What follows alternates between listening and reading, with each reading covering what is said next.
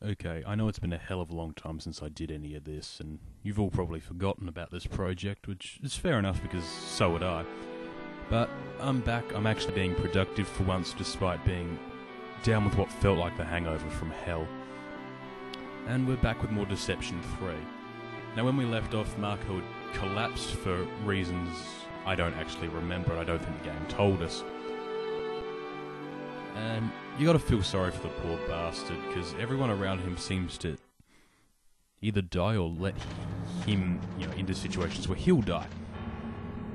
Although that seems to be happening to all of Bianca's, well, I won't say friends, because I don't think the psychotic little bitch has any, but compatriots, associates, friends of dubious virtue, that sort of thing.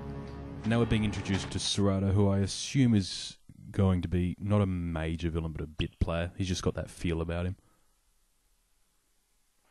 And I apologise in advance for still using the same trap loadout I've been using basically all game. My emulator is dodgy as hell, it has some problems, and complicated explanation shut, I'll have a slightly different loadout next time. Because you can't actually swap loadouts, obviously, during each stage, you've got to do it between them. And yeah. And again, you will get these long little pauses when I'm setting things up, because while I do use save states, I don't eliminate anything that wouldn't, cause me to fail the level. So you get to see all the spots where I have to stop, think what I'm going to do, realise whether or not it'll actually work, and then replan things again. Which includes refreshing myself as to where all the traps are in this room. Which, to be honest, I don't always remember. But we're going to set it up. We've got about 4 enemies inbound on this one, so it changes things a little bit. And as you can see, they're actually coming at me from 2 different directions there. This game's very useful, that's not the right word. Very friendly about telling you just where the enemy's going to arrive to rip you a new one from. Which is good, because otherwise you'd get fucking annihilated. And now we've pretty much sorted out what I'm going to do. Having worked out that, the enemy's actually going to come from, surprise, surprise, out through the fucking door. And the door at the bottom, not the door at the top. So that's it. Now we have a long wait, because the game spawns them so far away that we're just going to, sit here for probably about 20 seconds. And yeah, I mean, I probably could have edited this shit out, but why bother? I would have had to spend almost as much time explaining to everyone why we weren't seeing it. But anyway, I know the only reason any of you are watching this is for the endless violent sadism aimed at people you don't care about. You bunch of sick fucks. Yeah, I don't think I'm going to be going anywhere with him. Except possibly to hell, and he'll be leading me there by several years. Because, seriously, fuck that guy. And here comes the first poor lamb to the slaughter. I'd almost feel sorry for him, but then I remember that this is his own damn fault. So we're going to bear trap him. And we're going to drop a rock on him. Basically because we can. Now we're introduced to Osborne, who's the caster type enemy for this level. He's got a few tricks of his own, but I don't think you'll actually get to see him used in this video. And you can see why I hate the fireball trap despite still having it equipped. It lobs things out at an angle which is very hard to predict where it's going to hit. Ideally, I should swap it for the standard arrows. Now you can see I'm kind of trapped now because I got Osborne up the top, which I'm going to have to do something about, because if I let myself continue to get trapped between the two of them, I'm probably going to die. I don't have any weapons, and I'm kind of in a bad way while I wait for all of this to recharge. Though that will help my cause slightly. Now I've just got to be careful of this.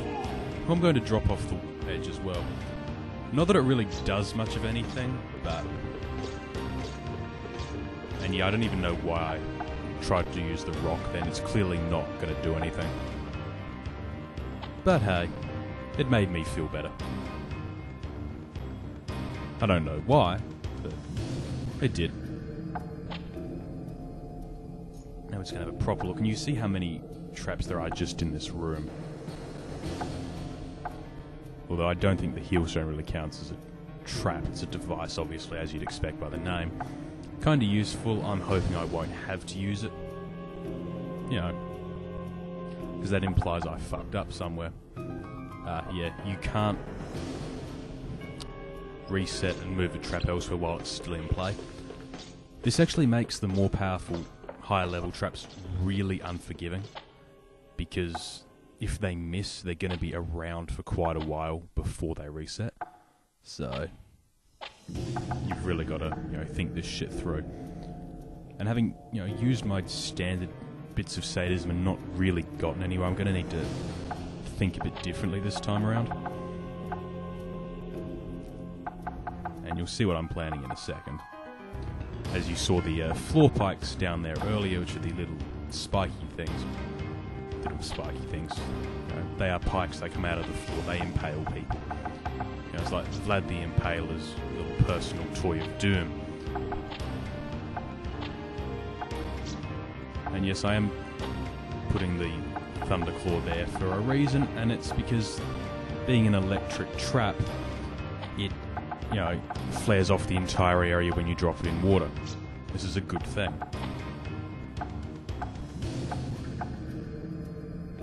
You know, if you're sadistic like I am, and believe me, I am.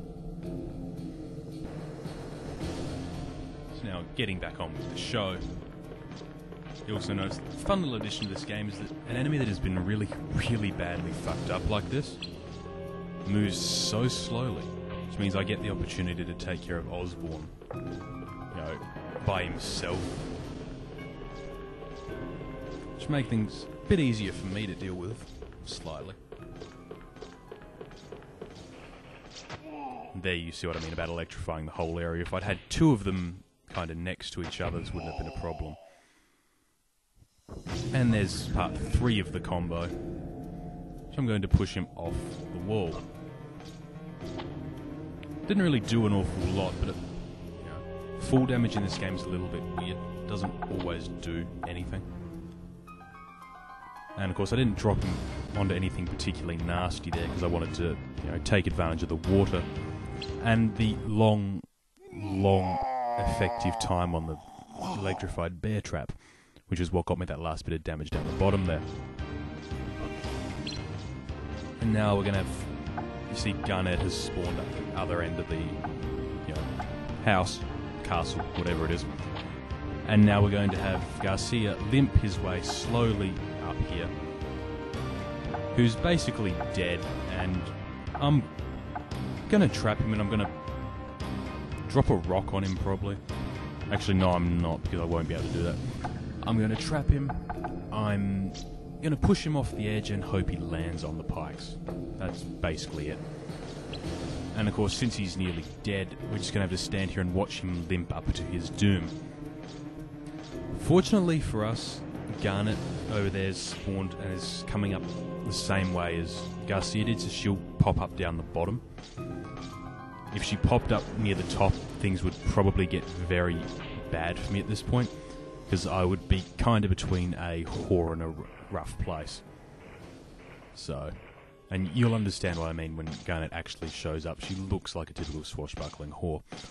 Not saying she is, just that that's exactly what she looks like, and probably is.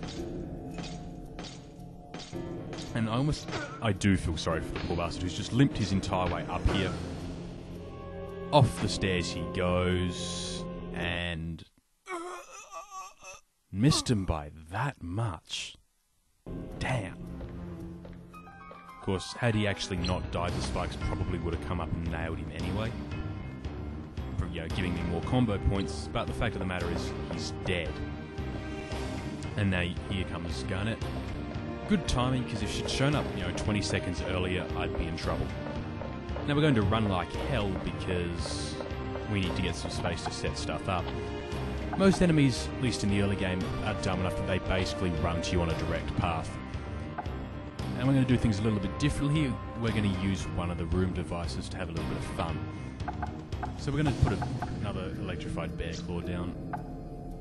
The Thunder Claw as it's called. And yes, I will be swapping it out next video for the non-electrified version. Because I can. We're going to drop the rock over there.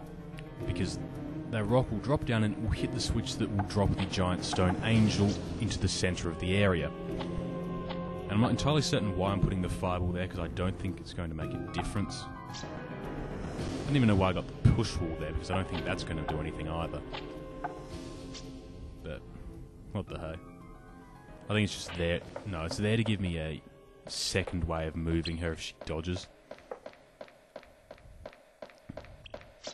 Obviously, if she'd stayed close to the wall, I could have used it to bounce her into the bear trap.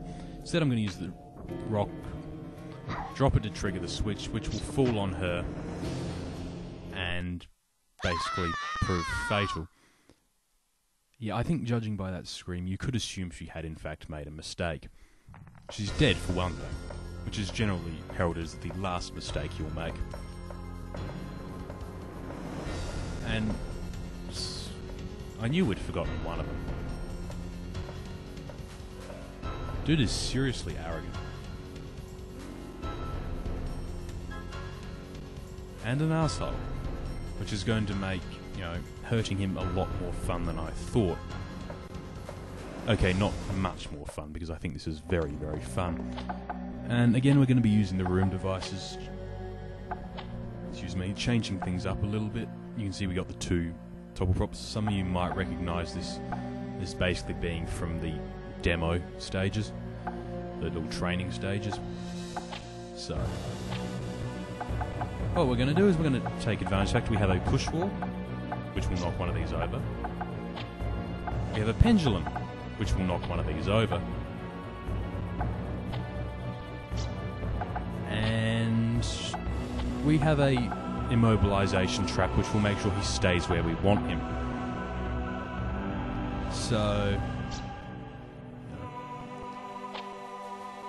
and yeah, like I said, I record the video basically in one go. I don't save state. Sorry, I save state, but I don't reload unless I fail the level, basically. So you do get to see my... You don't hear my thought processes, but you do see what's left of them in the game. So now we run around and we try not to die horribly until he walks over to the Thunderclaw. We're going to get out of the way of both of them, and we're going to drop the chandelier on his head. And then we're going to fire off both of these at once. We're going to drop one pillar, and then the other. Basically just to make sure he's actually dead. And the fucker won't die. God damn, and that was an artful trap as well. I put a lot of effort into that trap, and I'm disappointed that he can't abide by its awesomeness. And that he has to run off with what would clearly be about 12 shattered ribs and 18 shattered discs. If he's even got that many, I don't remember my human anatomy classes that well.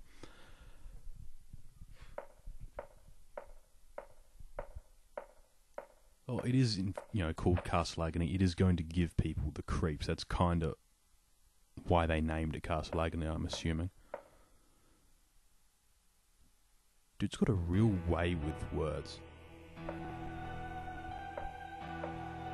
Being an old arrogant motherfucker and shit. Now we get the joyous reunion of childhood friends and plot development, which I presume is just going to continue making this whole story even more complicated than it already is. Because for a game that is basically about committing mindful violence, they actually bothered to give it a hell of a set of complications in all of its stories. And yet it does actually have about 5 different endings. There's a couple of breakpoints, for lack of a better term, that change which ending you get, and change a few of the levels you do as well. We haven't hit any of them yet. And here is Albert trying to talk some sense into this guy. Or possibly just, justify himself.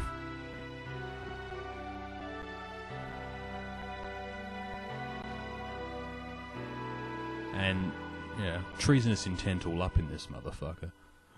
So, And I apologise for my mangling of street language right there. I'm not apologising for having said it, I'm just apologising I didn't do a better job of it. I can't help but feeling we've just been shown a plot point that we're not going to grasp the full significance of for about 3 or 4 more chapters. And I'm not sure why she'd assume that there would be medicine in a factory. I mean, a first aid kit maybe, but medicine, not so much. I mean, unless it's a pharmaceuticals factory, in which case you could probably find a lot more interesting chemicals than just some painkillers.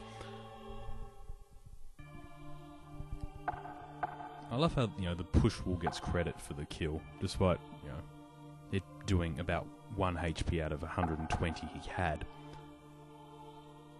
Crushed by the fallen angel. I shouldn't laugh at that, but I find the irony kind of amusing. And we got the timer ring, which basically allows me to set traps on a timer. I'm not going to be using it because I like having actual control over what I do. Now we get one of the actual FMVs, which is all fully voiced and shit. In Japanese, I might add. I'm not certain if that's the height of awesomeness or laziness to not bother doing English voices for a game that is blatantly set in medieval European, pastiche. Although on the other hand, this voice acting is kind of annoying enough to begin with that I probably don't want to have to put up with the English version, so I'm counting that as a victory. Although if Marco dies, so will everyone else.